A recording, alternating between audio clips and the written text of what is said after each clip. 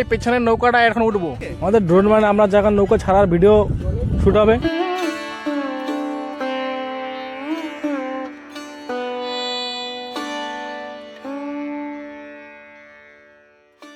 তো গাইজ আমি এখন আছি ডাল লেক অফ ওয়েস্ট বেঙ্গল, মানে পশ্চিমবঙ্গের ডাল লেক যেটাকে বলা হয় বর্তির বিল। প্রকৃতির কোলে লুকিয়ে থাকা এক শান্ত নির্জন স্বর্গ। এটি হল বর্তির বিল। ব্যস্ত শহরের কোলাহল থেকে দূরে এই বিস্তীর্ণ জলাভূমি যেন মনকে মুহূর্তেই শান্ত করে দেয়। উপরে থেকে তাকালে পরিষ্কার বোঝা যায় বিলটি শুধু একটা জলাধার নয়, এক জীবন্ত জগৎ, যেখানে রয়েছে সবুজের অসীম ছোঁয়া, নীরব জলরাশি আর প্রকৃতির নিজের ছন্দ। হালকা বাতাসে জলের ওপর তৈরি হওয়া ছোট ছোট ঢেউ, পাশের ঘাস আর গাছপালার মৃদু দুলুনি, পুরোটাই যেন এক শান্ত ছবি যেটা চোখ বন্ধ করলে পর্যন্ত অনুভব করা যায়। সন্ধ্যার দিকে এলে এই বিলে এক অন্য রূপ দেখা যায়।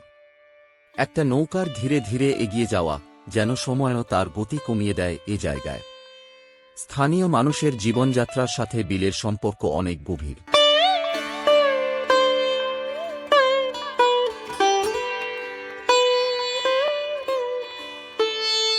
মাছ ধরা, ছোট নৌকা বাওয়া, কিছুর মধ্যে আছে এক সহজ সরল আনন্দ।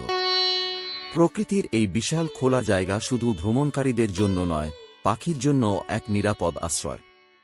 মৌসুম বদলালেই এখানে দেখা যায় নানা রঙের পরিযায়ী পাখি।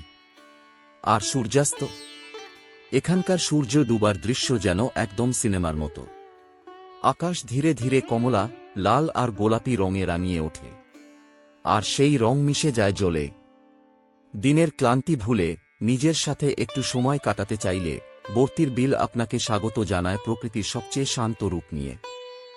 নীরবতা, সৌন্দর্য আর শান্তি সবটুকুই আপনাকে ছুঁয়ে যাবে। এটাই ছিল আমাদের আজকের যাত্রা বর্তির বিলের পথে।